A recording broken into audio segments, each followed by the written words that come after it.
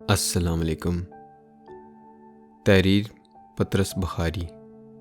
Hostel میں پڑھنا۔ ہم نے کالج میں تعلیم تو ضرور پائی اور رفتہ رفتہ BA بھی پاس کر لیا، لیکن اس نصف صدی کے دوران میں جو کالج میں گزارنی پڑی، ہاسٹل میں داخل ہونے کی اجازت ہمیں صرف ایک ہی دفعہ ملی۔ خدا کا فضل ہم پر کب اور کس طرح ہوا، یہ سوال ایک داستان کا محتاج ہے۔ جب ہم نے انٹرنس پاس کیا تو مقامی اسکول کے ہیڈ ماسٹر صاحب خاص طور پر مبارکباد دینے کے لیے آئے۔ قریبی رشتہ داروں نے دعوتیں کیں، محلے والوں میں مٹھائیاں بانٹی گئیں اور ہمارے گھر والوں پر یک لخت اس بات کا انکشاف ہوا کہ وہ لڑکا جسے آج تک وہ اپنی کوتاہ بینی کی وجہ سے ایک بیکار اور نالائق فرزند سمجھتے رہے تھے، دراصل لامحدود قابلیتوں کا مالک ہے، جس کی نشو و نما پر بے شمار آنے والی نسلوں کی بہبودی کا انحصار ہے۔ چنانچہ ہماری آئندہ زندگی کے متعلق طرح طرح کی تجویزوں پر غور کیا جانے لگا۔ 3rd ڈویژن میں پاس ہونے کی وجہ سے یونیورسٹی نے ہم کو وظیفہ دینا مناسب نہ سمجھا، چونکہ ہمارے خاندان نے خدا کے فضل سے آج تک کبھی کسی کے سامنے ہاتھ نہیں پھیلائے، اس لیے وظیفے کا نہ ملنا بھی خصوصاً ان رشتہ داروں کے لیے جو رشتے کے لحاظ سے خاندان کے مضافات میں بستے تھے، فخر و مباحات کا باعث بن گیا، اور مرکزی رشتہ داروں نے تو اس کی پاس و وضع اور حفظ و مراتب سمجھ کر ممدود کی شرافت و نجات کو بے حد سراہا۔ بہرحال ہمارے خاندانوں میں فالتو پیسے کی بہتات تھی، اس لیے بلا تکلف یہ فیصلہ کر لیا گیا کہ نہ صرف ہماری بلکہ ملک و قوم اور شاید بنی نوع انسان کی بہتری کے لیے ضروری ہے کہ ایسے ہونہار طالب علم کی تعلیم جاری رکھی جائے۔ اس کے بارے میں ہم سے مشورہ لیا گیا۔ عمر بھر میں اس سے پہلے ہمارے کسی معاملے میں ہم سے رائے طلب نہ کی گئی، لیکن اب تو حالات بہت مختلف تھے۔ اب تو ایک غیر جانبدار اور ایماندار منصف یعنی یونیورسٹی ہماری بیدار مغزی کی تصدیق کر چکی تھی۔ اب بھلا ہمیں کیوں کر نظر انداز کیا جا سکتا تھا؟ ہمارا مشورہ یہ تھا کہ ہمیں فوراً ولایت بھیج دیا جائے۔ ہم نے مختلف لیڈروں کی تقریروں کے حوالے سے یہ ثابت کیا کہ ہندوستان کا طریقہ تعلیم بہت ناقص ہے۔ اخبارات میں سے اشتہار دکھا دکھا کر یہ واضح کیا کہ ولایت میں کالج کی تعلیم کے ساتھ ساتھ فرصت کے اوقات میں بہت تھوڑی فیسیں دے کر بیک وقت جرنلزم، فوٹوگرافی، تصنیف و تالیف، دندان سازی، اینک سازی، ایجنٹوں کا کام، غرض کے بے شمار مفید اور کم خرچ بالا نشین پیشے سیکھے جا سکتے ہیں، اور تھوڑے عرصے کے اندر انسان ہر فن مولا بن سکتا ہے۔ لیکن ہماری تجویز کو فوراً رد کر دیا گیا، کیونکہ ولایت بھیجنے کے لیے ہمارے شہر میں کوئی روایت موجود ہی نہ تھی۔ ہمارے گرد و نواح میں سے کسی کا لڑکا ابھی تک ولایت نہ گیا تھا، اس لیے ہمارے شہر کی پبلک وہاں کے حالات سے قطعاً ناواقف تھی۔ اس کے بعد پھر ہم سے رائے طلب نہ کی گئی، اور ہمارے والد، ہیڈ ماسٹر صاحب اور تحصیلدار صاحب، ان تینوں نے مل کر یہ فیصلہ کیا کہ ہمیں لاہور بھیج دیا جائے۔ جب ہم نے یہ خبر سنی تو شروع میں ہمیں سخت مایوسی ہوئی، لیکن پھر ادھر ادھر کے لوگوں سے لاہور کے حالات سنے تو معلوم ہوا کہ لندن اور لاہور میں چنداں فرق نہیں۔ بعض واقف کار دوستوں نے سینما کے حالات پر روشنی ڈالی، اور بعض نے تھیٹروں کے مقاصد سے آگاہ کیا، بعض نے ٹھنڈی سڑک وغیرہ کے مشاغل کو سلجھا کر سمجھایا، بعض نے شادرہ اور شام کے ارمان انگیز فضا کا نقشہ کھینچا۔ چنانچہ جب لاہور کا جغرافیہ پوری طرح ہمارے ذہن نشین ہو گیا تو ثابت ہوا کہ خوشگوار مقام ہے اور اعلیٰ درجے کی تعلیم حاصل کرنے کے لیے بے حد موزوں۔ اس پر ہم نے اپنی زندگی کا پروگرام وضع کرنا شروع کر دیا، جس میں لکھنے پڑھنے کو جگہ تو ضرور دی گئی، لیکن ایک مناسب حد تک، تاکہ طبیعت پر کوئی ناجائز بوجھ نہ پڑے اور فطرت اپنا کام حسن و خوبی کے ساتھ کر سکے۔ لیکن تحصیلدار صاحب اور ہیڈ ماسٹر صاحب کی نیت نیکی یہاں تک محدود نہ رہی۔ اگر وہ صرف ایک عام اور مجمل سا مشورہ دے دیتے کہ لڑکے کو لاہور بھیج دیا جائے تو بہت خوب تھا، لیکن انہوں نے تو تفصیلات میں دخل دینا شروع کر دیا اور ہاسٹل کی زندگی اور گھر کی زندگی کا مقابلہ کر کے ہمارے والد پر یہ ثابت کیا کہ گھر پاکیزگی اور طہارت کا ایک کعبہ اور ہاسٹل گناہ اور مصیبت کا ایک دوزخ ہے۔ ایک تو تھے وہ چرب زبان، اس پر انہوں نے بے شمار غلط بیانیوں سے کام لیا، چنانچہ گھر والوں کو یقین سا ہو گیا کہ کالج کا ہاسٹل جرائم پیشہ اقوام کی ایک بستی ہے، اور جو طلباء باہر کے شہروں سے لاہور جاتے ہیں اگر ان کی پوری نگہداشت نہ کی جائے تو وہ اکثر یا تو شراب کے نشے میں چور سڑک کے کنارے کسی نالی میں گرے ہوئے پائے جاتے ہیں، یا کسی جوئے خانے میں ہزارہ روپے ہار کر خودکشی کر لیتے ہیں، یا فرسٹ ایئر کا امتحان پاس کرنے سے پہلے 10-12 شادیاں کر بیٹھتے ہیں۔ چنانچہ گھر والوں کو یہ سوچنے کی عادت پڑ گئی کہ لڑکے کو کالج میں تو داخل کیا جائے لیکن ہاسٹل میں نہ رکھا جائے۔ کالج ضرور مگر ہاسٹل ہرگز نہیں، کالج مفید مگر ہاسٹل مضر، وہ بہت ٹھیک مگر یہ ناممکن۔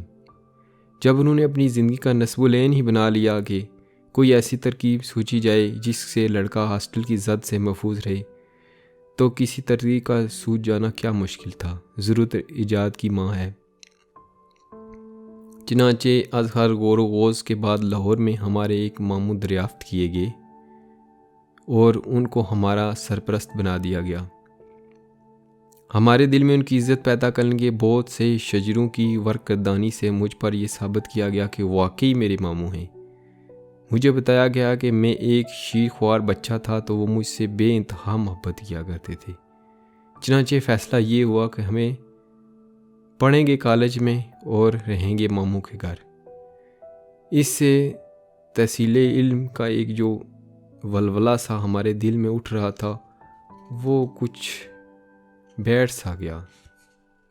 ہم نے سوچا یہ ماموں لوگ نہ اپنی سرپرستی کے زوم میں والدین سے بھی زیادہ احتیاط برتیں گے، جس کا نتیجہ یہ ہوگا کہ ہماری دماغی اور روحانی قوی کو پھلنے پھولنے کا موقع نہ ملے گا اور تعلیم کا اصل مقصد فوت ہو جائے گا۔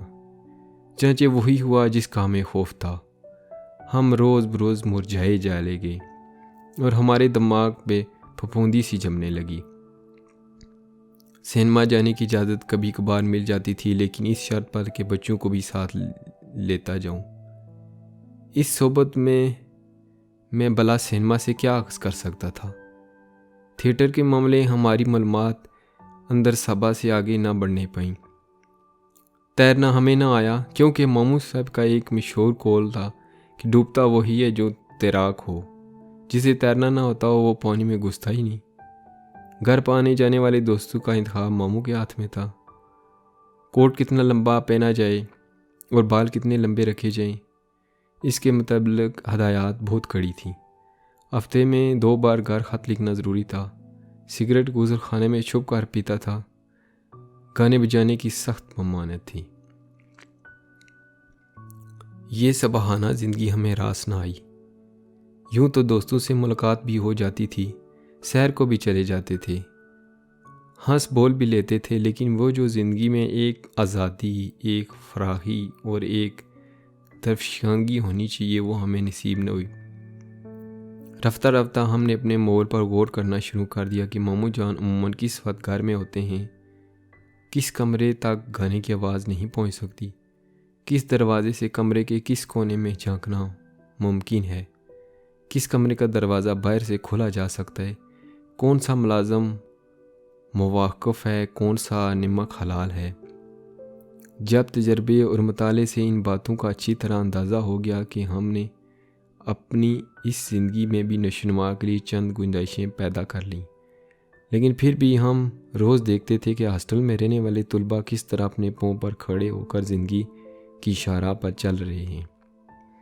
ہمیں ان کی زندگی پر رشک آنے لگا۔ اپنی زندگی کو سدھارنے کی خواہش ہمارے دل میں روز بروز بڑھتی گئی۔ ہم نے دل میں کہا والدین کی نافرمانی کسی مذہب میں جائز نہیں، لیکن ان کی خدمت درخواست کرنا، ان کے سامنے اپنی ناقص رائے کا اظہار کرنا، ان کو صحیح واقعات سے آگاہ کرنا میرا فرض ہے، اور دنیا کی کوئی طاقت مجھے اس فرض کی ادائیگی سے باز نہیں رکھ سکتی۔ چنانچہ جب گرمیوں کی تعطیلات میں وطن کو واپس گیا تو مختصر مگر جامع اور مؤثر تقریریں اپنے دماغ میں تیار کر رکھیں۔ گھر والوں کو ہاسٹل پر سب سے زیادہ اعتراض یہ تھا کہ وہاں کی آزادی نوجوانوں کے لیے از ہر مضر ہوتی ہے۔ اس غلط فہمی کو دور کرنے کے لیے ہزارہا واقعات ایسے تصنیف کیے جس سے ہاسٹل کے قواعد کی سختی ان پر اچھی طرح روشن ہو جائے۔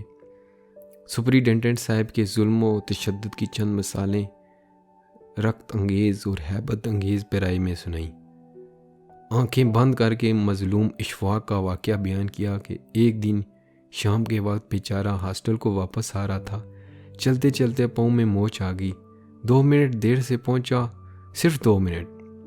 بس صاحب، اس پر سپرنٹینڈنٹ صاحب نے فوراً تار دے کر اس کے والد کو بلوایا، پولیس سے تحقیقات کروانے کو کہا اور مہینے بھر کے لیے اس کا جیب خرچ بند کر دیا۔ توبہ ہے لائی۔ لیکن یہ واقعہ سن کر گھر کے لوگ سپرنٹینڈنٹ صاحب کے مخالف ہو گئے۔ ہاسٹل کی خوبی ان پر واضح نہ ہوئی۔ پھر ایک دن موقع پا کر بیچارے محمود کا واقعہ بیان کیا کہ ایک دفعہ شامت اعمال بیچارہ سینما دیکھنے چلا گیا۔ قصور اس سے یہ ہوا کہ 1 روپے والے درجے میں جانے کی بجائے 2 روپے والے درجے میں چلا گیا۔ بس اتنی ہی فضول خرچی پر اسے عمر بھر سینما جانے کی ممانعت ہو گئی ہے۔ لیکن اس سے بھی گھر والے متاثر نہ ہوئے۔ ان کے رویے سے فوراً مجھے احساس ہوا کہ 1 روپے اور 2 روپے کی بجائے 8 آنے اور 1 روپیہ کہنا چاہیے تھا۔ انہی ناکام کوششوں میں تعطیلات گزر گئیں اور ہم نے پھر ماموں کی چوکھٹ پہ آ کر سجدہ کیا۔ اگلی گرمیوں کی چھٹیوں میں جب ہم پھر گھر گئے تو میں نے ایک آدھ نیا ڈھنگ اختیار کیا، اور وہ سال بھر تعلیم پانے کے بعد ہمارے خیالات میں پختگی آ گئی تھی۔ پچھلے سال ہاسٹل کی حمایت میں جو دلیلیں ہم نے پیش کی تھیں وہ اب ہمیں نہایت بودھی معلوم ہونے لگی تھیں۔ آپ کے ہم نے اس موضوع پر ایک لیکچر دیا کہ جو شخص ہاسٹل کی زندگی سے محروم ہو اس کی شخصیت نامکمل رہ جاتی ہے، ہاسٹل سے باہر شخصیت پنپنے نہیں پاتی۔ چند دن تو ہم اس پر فلسفانہ گفتگو کرتے رہے اور نفسیات کے نقطہ نظر سے اس پر بہت کچھ روشنی ڈالی، لیکن پھر ہمیں معلوم ہوا کہ بغیر مثالوں کے کام نہ چلے گا، اور جب مثالیں دینے کی نوبت آئی تو ذرا دقت محسوس ہوئی۔ کالج کے جن طلباء کے متعلق میرا ایمان تھا کہ وہ زبردست شخصیتوں کے مالک ہیں، ان کی زندگی کچھ ایسی نہ تھی کہ والدین کے سامنے بطور نمونے کے طور پر پیش کی جائے۔ ہر وہ شخص جسے کالج میں تعلیم حاصل کرنے کا موقع ملا ہے جانتا ہے کہ والدینی اغراض کے لیے واقعات کو ایک نئے اور چھوٹے پیرائی میں بیان کرنے کی ضرورت پیش آتی ہے، لیکن اس پیرائی کا سوج جانا الہام اور اتفاق پر منحصر ہے۔ بعض روشن خیال بیٹے والدین کو کچھ اس طرح مطمئن کر دیتے ہیں کہ ہر ہفتے ان کے نام منی آرڈر چلا آتا ہے۔ جب ہم 1.5 مہینے تک ہاسٹل شخصیت اور ہاسٹل کی زندگی پر اس کا انحصار، ان 2 مضمونوں پر وقتاً فوقتاً اپنے خیالات کا اظہار کرتے رہے تو ایک دن والد نے پوچھا، تمہارا شخصیت سے آخر مطلب کیا ہے؟ میں نے خدا سے یہی چاہتا تھا کہ وہ مجھے غرض و معروض کا موقع دیں۔ میں نے کہا، دیکھیے نا، مثلاً ایک طالب علم ہے، وہ کالج میں پڑھتا ہے۔ اب ایک تو اس کا دماغ ہے، ایک اس کا جسم ہے جس کی صحت بھی ضروری ہے۔ وہ دماغ کی صحت تو ضروری ہے ہی نا، لیکن اس کے علاوہ ایک اور بات بھی ہوتی ہے جسے آدمی گویا پہچانا جاتا ہے۔ میں اس کو شخصیت کہتا ہوں۔ اس کا تعلق نہ جسم سے ہوتا ہے نہ دماغ سے۔ ہو سکتا ہے کہ ایک آدمی کی جسمانی صحت بالکل خراب ہو اور اس کا دماغ بھی بالکل بیمار ہو، لیکن پھر اس کی شخصیت نہ خیر۔ دماغ تو بیکار نہیں ہونا چاہیے، ورنہ انسان خپتی ہوتا ہے، لیکن پھر بھی اگر ہو بھی، گویا شخصیت ایک ایسی چیز ہے۔ ٹھہریے، میں اب بھی 1 منٹ میں آپ کو بتاتا ہوں۔ 1 منٹ کے بجائے والد نے مجھے آدھے گھنٹے کی مہلت دے دی، جس کے دوران میں وہ خاموشی کے ساتھ میرے جوابات کا انتظار کرتے رہے۔ اس کے بعد میں وہاں سے اٹھ کر چلا آیا۔ 3-4 دن کے بعد مجھے اپنی غلطی کا احساس ہوا۔ مجھے شخصیت نہیں کہنا چاہیے، شخصیت ایک بے رنگ سا لفظ ہے۔ سیرت کے لفظ سے نیکی ٹپکتی ہے۔ چنانچہ میں نے سیرت کو اپنا تکیہ کلام بنایا، لیکن یہ بھی مفید ثابت نہ ہوا۔ والد کہنے لگے، کیا سیرت سے تمہارا مطلب چال چلن ہے یا کچھ اور؟ میں نے کہا، چال چلن ہی کہہ لیجئے۔ تو گویا دماغ اور جسمانی صحت کے علاوہ چال چلن بھی اچھا ہونا چاہیے۔ میں نے کہا، بس یہی تو میرا مطلب ہے، اور یہ چال چلن ہاسٹل میں رہنے والے بہت اچھا ہوتا ہے۔ میں نے نسبتاً نحیف آواز میں کہا، جی ہاں، یعنی ہاسٹل میں رہنے والے طالب علم نماز روزے کے زیادہ پابند ہوتے ہیں، ملک کی زیادہ خدمت کرتے ہیں، سچ زیادہ بولتے ہیں اور نیک زیادہ ہوتے ہیں۔ اس سوال کا جواب ایک دفعہ پرنسپل صاحب نے تقسیم انعامات کے سلسلے میں نہایت وضاحت کے ساتھ بیان کیا تھا۔ کاش میں نے اس وقت توجہ سے سنا ہوتا۔ اس کے بعد پھر سال بھر ماموں کے گھر میں زندگی ہے تو خزاں کے دن بھی گزر جائیں گے گاتا رہا۔ ہر سال میری درخواست کا یہی حشر ہوتا رہا، لیکن میں نے ہمت نہ ہاری۔ ہر سال ناکامی کا منہ دیکھنا پڑتا، لیکن اگلے سال گرمیوں کی چھٹیوں میں پہلے سے زیادہ شد و مد کے ساتھ تبلیغ کا کام جاری رکھتا۔ ہر دفعہ نئی نئی دلیلیں پیش کرتا، نئی نئی مثالوں سے کام لیتا۔ جب شخصیت اور سیرت والے مضمون سے کام نہ چلا تو اگلے سال ہاسٹل کی زندگی کے انضباط اور باقاعدگی پر تبصرہ کیا۔ اس سے اگلے سال یہ دلیل پیش کی کہ ہاسٹل میں رہنے سے پروفیسروں کے ساتھ ملنے جلنے کے مواقع زیادہ ملتے ہیں، اور ان بیرون از کالج ملاقاتوں سے انسان پارس ہو جاتا ہے۔ اس سے اگلے سال یہ مطلب یوں ادا کیا کہ ہاسٹل کی آب و ہوا بڑی اچھی ہوتی ہے، صفائی کا خاص طور پر خیال رکھا جاتا ہے، مکھیاں اور مچھر مارنے کے لیے کئی افسر مقرر ہیں۔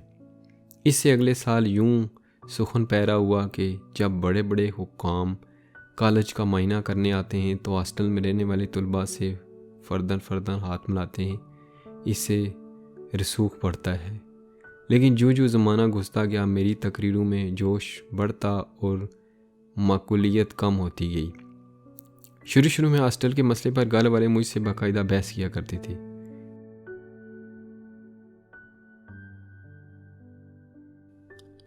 کچھ عرصے کے بعد انہوں نے ایک لفظ انکار کا رویہ اختیار کرنا شروع کر دیا۔ پھر ایک آدھ سال مجھے ہنس کے ٹالتے رہے، اور آخر میں یہ نوبت آن پہنچی کہ وہ ہاسٹل کا نام سنتے ہی ایک طنز امیز کہکے کے ساتھ مجھے تشریف لے جاؤ کا حکم دے دیا کرتے۔ ان کی اس سلوک سے آپ یہ اندازہ نہ لگائیے کہ ان کی شفقت کچھ کم ہو گئی تھی، ہرگز نہیں۔ حقیقت صرف اتنی ہے کہ بعض ناخوار حادثات کی وجہ سے گھر میں میرا اقتدار کم ہو گیا تھا۔ اتفاق یہ ہوا کہ میں نے جب پہلی مرتبہ BA کا امتحان دیا تو فیل ہو گیا۔ اگلے سال ایک مرتبہ پھر یہی واقعہ پیش آیا۔ اس کے بعد بھی جب 3-4 دفعہ یہی ہوا تو گھر والوں نے میری امنگوں میں دلچسپی لینا چھوڑ دی۔ BA میں پے در پہ فیل ہونے کی وجہ سے میری گفتگو میں ایک سوز تو ضرور آ گیا تھا، لیکن کلام میں وہ پہلے جیسی شوقت اور میری رائے کی وہ پہلے جیسی وقت نہ رہی تھی۔ میں زمانہ طالب علمی کے اس دور کا حال ذرا تفصیل سے بیان کرنا چاہتا ہوں، کیونکہ اس سے ایک تو آپ میری زندگی کے نشیب و فراز سے اچھی طرح واقف ہو جائیں گے، اور اس کے علاوہ اس سے یونیورسٹی کی بعض بے قاعدگیوں کا راز بھی آپ پر آشکار ہو جائے گا۔ میں پہلے سال BA میں کیوں فیل ہوا اس کا سمجھنا بہت آسان ہے۔ بات یہ ہوئی کہ جب میں نے FA کا امتحان دیا تو چونکہ ہم نے کام خوب دل لگا کر کیا تھا، اس لیے ہم اس میں کچھ پاس ہو گئے۔ بہرحال فیل نہ ہوئے۔ یونیورسٹی نے یوں تو ہمارا ذکر بڑے اچھے الفاظ میں کیا، لیکن ریاضی کے متعلق یہ اشارہ ہوا کہ بعد صرف اس مضمون کا امتحان ایک آدھ دفعہ پھر دے دو۔ ایسے امتحان کو اصطلاحاً کمپارٹمنٹ کا امتحان کہا جاتا ہے، شاید اس لیے کہ بغیر رضامندی اپنے ہمراہی مسافروں کہ اگر کوئی اس میں سفر کر رہے ہوں، نقل نویسی کی سخت ممانعت ہے۔ اب جب ہم بی اے میں داخل ہونے لگے تو ہم نے یہ سوچا کہ بی اے میں ریاضی لیں گے، اس طرح سے کمپارٹمنٹ کا امتحان کے لیے فالتو کام نہ کرنا پڑے گا۔ لیکن ہمیں سب لوگوں نے یہی مشورہ دیا کہ تم ریاضی مت لو۔ جب ہم نے اس کی وجہ پوچھی تو کسی نے ہمیں کوئی معقول جواب نہ دیا، لیکن جب پرنسپل نے بھی یہی مشورہ دیا تو ہم رضامند ہو گئے۔ چنانچہ بی اے میں ہمارے مضامین انگریزی، تاریخ اور فارسی قرار پائے۔ ساتھ ساتھ ہمیں ریاضی کے امتحان کی بھی تیاری کرتے رہے، گویا ہم 3 کی بجائے 4 مضمون پڑھ رہے تھے۔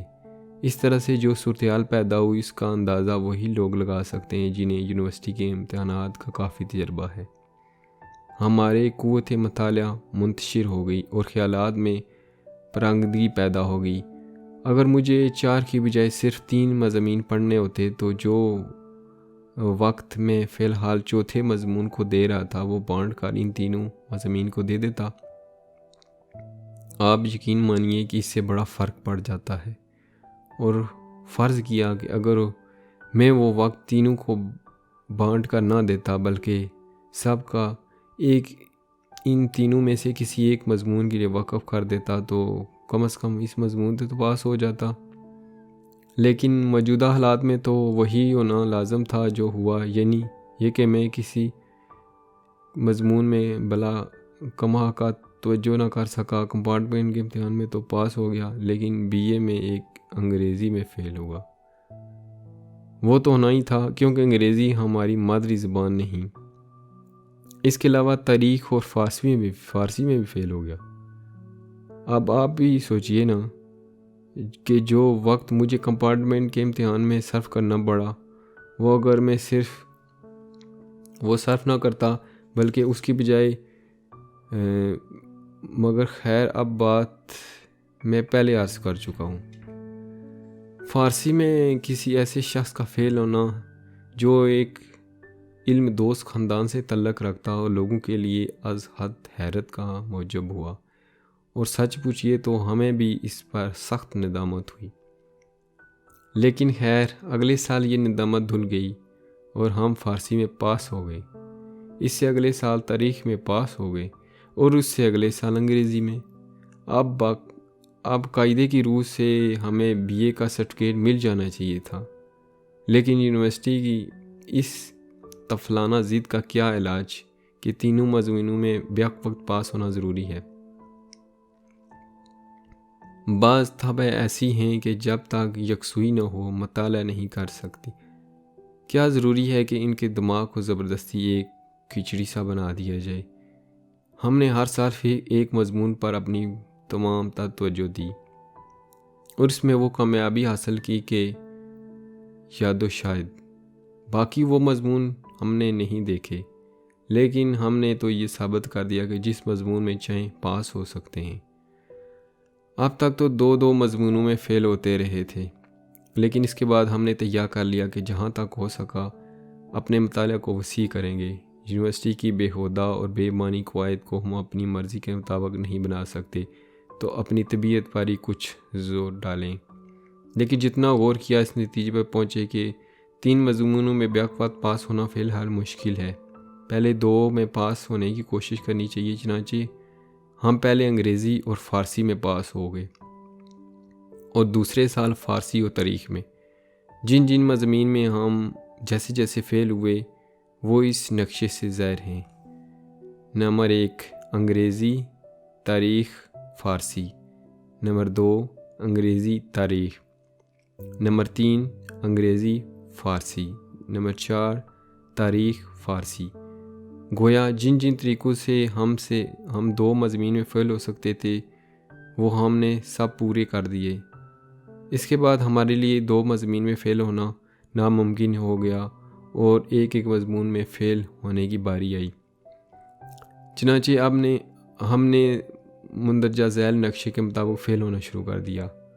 5 تاریخ میں فیل، 6 انگریزی میں فیل۔ اتنی دفعہ امتحان دے چکنے کے بعد جب ہم نے اپنے نتیجوں کو یوں اپنے سامنے رکھ کر غور کیا تو ثابت ہوا کہ غم کی رات ختم ہونے والی ہے۔ ہم نے دیکھا کہ اب ہمارے فیل ہونے کی صرف ایک ہی طریقہ باقی رہ گیا ہے، وہ یہ کہ فارسی میں فیل ہو جائیں، لیکن اس کے بعد تو پاس ہونا لازم ہے۔ ہر چند کے یہ ثانیہ ازہر جانگاہ ہو جائے۔ چنانچہ اس میں یہ مسلط تو ضرور مضر ہے کہ اس سے ہمیں ایک قسم کا ٹیکہ لگ جائے گا۔ بس یہی ایک اثر باقی رہ گئی ہے۔ اس سال فارسی میں فیل ہوں گے، پھر اگلے سال قطعی پاس ہو جائیں گے۔ چنانچہ 7ویں دفعہ امتحان دینے کے بعد ہم بے تابی سے فیل ہونے کا انتظار کرنے لگے۔ یہ انتظار دراصل فیل ہونے کا انتظار نہ تھا، بلکہ اس بات کا انتظار تھا کہ اس فیل ہونے کے بعد ہم اگلے سال ہمیشہ کے لیے BA ہو جائیں گے۔ ہر سال امتحان کے بعد جب گھر آتا تو والدین کو نتیجے کے لیے پہلے ہی سے تیار کر دیتا۔ رفتہ رفتہ نہیں بلکہ یک لخت اور فوراً۔ رفتہ رفتہ تیار کرنے سے خود خواہ مخواہ وقت ضائع ہوتا ہے اور پریشانی مفت میں طول کھینچتی ہے۔ ہمارا قاعدہ یہ تھا کہ جاتے ہی کہہ دیا کرتے تھے کہ اس سال تو کم از کم پاس نہیں ہو سکتے۔ والدین کو اکثر یقین نہ آتا۔ ایسے موقعوں پر طبیعت کو بڑی الجھن ہوتی ہے۔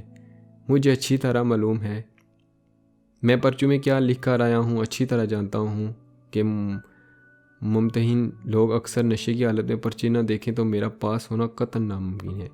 چاہتا ہوں کہ میرے تمام بہی خوابوں کو بھی اس بات یقین ہو جائے تاکہ وقت پر انہیں صدمہ نہ ہو، لیکن بہی خواب ہیں کہ میرے تمام تشریحات کو محض کسر نفی سمجھتے ہیں۔ آخری سالوں میں والد کو فوراً یقین آ جا کرتا تھا، کیونکہ تجربے سے اس پر ثابت ہو چکا تھا کہ میرا اندازہ غلط نہیں ہوتا۔ لیکن ادھر ادھر کے لوگ اجی نہیں صاحب، اجی کیا کر رہے ہیں، اجی یہ بھی کوئی بات ہے، ایسے فکروں سے ناک میں دم کر دیا کرتے تھے۔ بہرحال آپ کے پھر گھر پہنچے ہی ہم نے حسب دستور اپنے فیل ہونے کی پیشن گوئی کر دی۔ دل کو تسلی تھی کہ بس یہ آخری موقع ہے، اگلے سال ایسی پیشن گوئی کرنے کی کوئی ضرورت نہ ہوگی۔ ساتھ ہی خیال آیا کہ وہ ہاسٹل کا قصہ پھر شروع کرنا چاہیے۔ اب تو کالج میں صرف 2 سال باقی رہ گئے، صرف 1 سال باقی رہ گیا ہے۔ اب بھی ہاسٹل میں رہنا نصیب نہ ہوا تو عمر بھر گویا آزادی سے محروم رہے۔ گھر سے نکلے تو ماموں کے ڈربے میں، اور جب ماموں کے ڈربے سے نکلے تو شاید اپنا ایک ڈربہ بنانا پڑے گا۔ آزادی کا 1 سال صرف 1 سال، اور یہ آخری موقع ہے۔ آخری درخواست کرنے سے پہلے میں نے تمام ضروری مسالہ بڑی احتیاط سے جمع کیا، جن پر فیصلوں سے مجھے اب ہم عصری کا فخر حاصل تھا۔ ان کے سامنے نہایت بے تکلفی سے اپنی آرزوؤں کا اظہار کیا اور ان سے والد کو خطوط لکھوائے کہ اگلے سال لڑکے کو ضرور آپ ہاسٹل میں بھیج دیں۔ بعض کامیاب طلباء کے والدین سے بھی اسی مضمون کی غرض داشتیں بھجوائیں۔ خود اعداد و شمار سے ثابت کیا کہ یونیورسٹی سے جتنے لڑکے پاس ہوتے ہیں ان میں سے اکثر ہاسٹل میں رہتے ہیں، اور یونیورسٹی کا کوئی وظیفہ یا تنخواہ یا انعام تو کبھی ہاسٹل سے باہر گیا ہی نہیں۔ میں حیران ہوں کہ یہ دلیل مجھے اس سے بیشتر کبھی کیوں نہ سوجی تھی، کیونکہ یہ بہت ہی کارگر ثابت ہوئی۔ والد کا انکار نرم ہوتے ہوتے غور و خوض میں تبدیل ہو گیا، لیکن پھر بھی ان کے دل میں شک رفع نہ ہوا۔ کہنے لگے، میری سمجھ میں نہیں آتا کہ جس لڑکے کو پڑھنے کا شوق ہو وہ ہاسٹل کی بجائے گھر پر کیوں نہیں پڑھ سکتا۔ میں نے جواب دیا کہ ہاسٹل میں ایک علمی فضا ہوتی ہے جو ارسطو اور افلاطون کے گھر کے سوا کسی اور کے گھر دستیاب نہیں ہو سکتی۔ ہاسٹل میں جسے دیکھو بحر علوم میں غوطہ زن نظر آتا ہے، باوجود اس کے کہ ہر ہاسٹل میں 200 300 لڑکے رہتے ہیں، پھر بھی وہ خاموشی طاری رہتی ہے کہ قبرستان معلوم ہوتا ہے۔ وجہ یہ ہے کہ ہر ایک اپنے کام میں لگا رہتا ہے۔ شام کے وقت ہاسٹل کے سین میں جا بجا طلباء علمی مباحثوں میں مشغول نظر آتے ہیں۔ علل صبح ہر ایک طالب علم کتاب ہاتھ میں لیے ہاسٹل کی چمن میں ٹہلتا نظر آتا ہے۔ کھانے کے کمرے میں، کامن روم میں غسل خانوں میں، برآمدوں میں، ہر جگہ لوگ فلسفے اور ریاضی اور تاریخ کی باتیں کرتے ہیں۔ جن کو انگریزی ادب کا شوق ہے وہ دن رات آپس میں شیکسپیئر کی طرح باتیں کرنے کی مشق کرتے ہیں۔ ریاضی کے طلباء اپنے ایک خیال کو الجبرے میں ادا کرنے کی عادت ڈال لیتے ہیں۔ فارسی کے طلباء رباعیوں میں تبادلہ خیال کرتے ہیں۔ تاریخ کے دل دادا والد نے اجازت دے دی۔ اب ہمیں یہ انتظار کہ کب فیل ہوں گے اور کب اگلے سال کے لیے عرضی بھیجیں۔ اس دوران میں نے ان تمام دوستوں سے خط و کتابت کی جن کے متعلق یقین تھا کہ اگلے سال بھی ان کی رفاقت نصیب ہوگی، اور انہیں یہ مژدہ سنایا کہ آئندہ سال ہمیشہ کے لیے کالج کی تاریخ میں یادگار رہے گا، کیونکہ ہم تعلیمی زندگی کا ایک وسیع تجربہ اپنے ساتھ لیے ہاسٹل میں آ رہے ہیں، جس سے ہم طلباء کی نئی پود کو مفت مستفید فرمائیں گے۔ اپنے ذہن میں ہم نے ہاسٹل میں اپنی حیثیت ایک مادر مہربان کی سی سوچی تھی، جس کے ارد گرد ناتجربہ کار طلباء مرغی کے بچوں کی طرح بھاگتے پھریں گے۔ سپرنٹینڈنٹ صاحب کو، جو کسی زمانے ہمارے ہم جماعت رہ چکے تھے، لکھ بھیجا کہ جب ہم ہاسٹل میں آئیں گے تو فلاں فلاں مراعات کی توقع آپ سے رکھیں گے اور فلاں فلاں قواعد سے آپ ہم کو مستثنی سمجھیں گے۔ اطلاع عرض ہے، اور وہ سب کچھ کر چکنے کے بعد ہماری بد نصیبی دیکھیے کہ جب نتیجہ نکلا تو ہم پاس ہو گئے۔ ہم پر تو جو ظلم ہوا سو ہوا۔ یونیورسٹی والوں کی حماقت ملاحظہ فرمائیے کہ ہمیں پاس کر کے اپنی آمدنی کا ایک مستقل ذریعہ ہاتھ سے گنوا بیٹھے۔